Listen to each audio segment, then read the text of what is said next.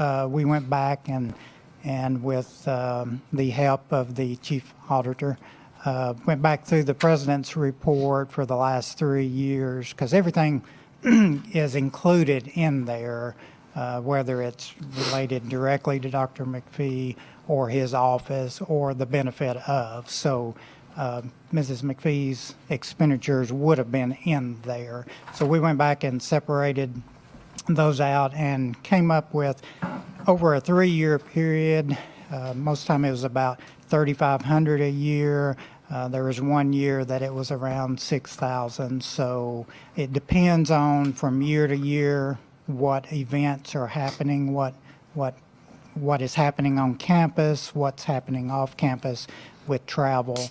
So our recommendation would be to set that at $5,000 a year, and then that way in the years that it possibly could go above that amount, then we would work with Chairman Smith to increase that on a as-needed basis.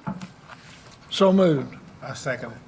I think also we need to just say that if she spends more than $5,000, we just get it from Dr. McPhee. Well, yeah, Personal account. remove her arm below the left elbow. So that passes. The next on our agenda are guidelines for public comment. There's been several questions about are our meetings open for public comment? And along with the president and the general counsel, we've reviewed those, we've reviewed our procedures. We've compared them with Memphis, and we've compared them with UT Knoxville. And in addition, AGB unofficially confirmed that we're somewhere in the mix. We conduct our meetings similar to or equal to every public university in Tennessee. So we feel confident that we're not only within the guidelines, but do great. Heidi, just for the record, would you, and we got plenty of time, would you recite to us what our rules are on public comment at our board meetings, and then what University of Memphis and what University of Tennessee, and in case you're asked, we're conducting it as good business practice right on the line. Certainly. Thank you. Currently, our bylaws has a provision concerning public comment, and it reads that anyone wishing to address the board must submit a written request to the secretary to be received at least 7 days prior to the scheduled meeting of the board. The request must include the requester's contact information and the issue to be addressed. After discussion between the chair and the president, the secretary will either place a requested item on the agenda or notify the requestor in writing of the reason for rejecting the request. We do not currently have an amount for the total amount of time allotted on the agenda. UT allots a total of 30 minutes. University of Memphis allots 15 minutes total. The amount of time per speaker, UT provides 5 minutes per speaker, University of Memphis 3 minutes. The registration of requests prior to the meeting, UT requests no later than 5 calendar days prior to the meeting, and University of Memphis at least 3 business days prior to the meeting. Okay. So far, we've had nobody's ever come to speak We've- before our committee. We have not to this point. Before our very first meeting, Dr. McPhee and I had a discussion. One of the reasons that we need notice, besides you can't run a meeting without it, is security. And he totally agreed, and I did too, that I didn't want security present. I didn't want policemen present at our meeting, because if it's safe enough to send your child to school here, surely it's safe enough we can run a meeting.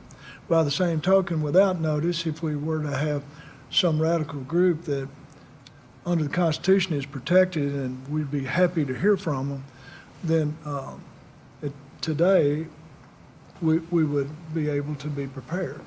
So, anyway, that's the long and short of that. We'll see if, Mr. Chairman, may I add to that?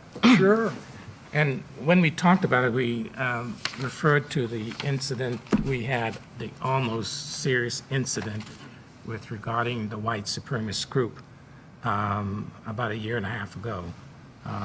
And we feel that at least some knowledge as to who and what to protect not only our board members, but protect our students and our employees on the campus, that we should have some kind of parameters and for the board to know who's coming and why they're coming. absolutely. As long as Huber's here, I think we've got enough security, but in case he were to not be here, then I'm not sure how we would enforce our speech limits. We've But- got a general, Captain, Andrew, aren't you a lieutenant general or something? I see you in uniform all the time. Eagle Scout, sir. It's not conflate or promote. Dr. McPhee, just a comment. I'm very proud in the way that whole circumstance turned out, that there was not enough energy for those folks to garner, to have their event. It was an awkward situation for me to have to call my sons and say to both of them, don't leave your dorm room. And you don't want to have that conversation with your kids because you want them to be free and to do what they want to do when they're in college. And to have to call them and say, don't leave your dorm room, it's not a good day for me. But as it turned out, nothing happened. But again, proud of how MTSU handled it and how your administration handled it. And those kids, the boys actually listened to their dad for once. Yeah, well, we do have a policy for protests. I mean, First Amendment, but you have to alert the university and through Student Affairs Office. And while we heard the rumors that they were coming, we didn't want to experience what the University of Virginia experienced. They were not prepared. And so the team, the vice presidents, we got a lot of help from the sheriff office, from the various police departments in the surrounding areas. And then most importantly, we put out a press release clearly stating the condition upon which a group can enter our campus. And from what I heard, that really kind of backed them off from coming to the campus. But we were able to really manage that because of the policy we had in place. And then also, I think because of the cooperation, and we were able to tell parents, this is what's happening. Some of the parents came and got their kids and took them. We canceled class. But if we had no idea if it was an open campus where anyone can come and at any time, it could have created some major problems for us. Well, thank the good Lord it didn't, and we've got a policy on speaking here, and if it has to be amended, we've got board meetings at least quarterly, and we can take care of it. Any other comment from the committee member? No, sir, thank you. You have a motion to adjourn? Mr. Chairman, Yes, before that's seconded, just for the record, I want to make sure I heard the official vote on the expense limit agenda item. Unanimous approved. Thank you. And then finally, if the committee wanted to look at approval of the minutes from the prior two meetings. Moved, So moved. second, approved. Thank you. Me, AEIOU. this meeting's officially adjourned.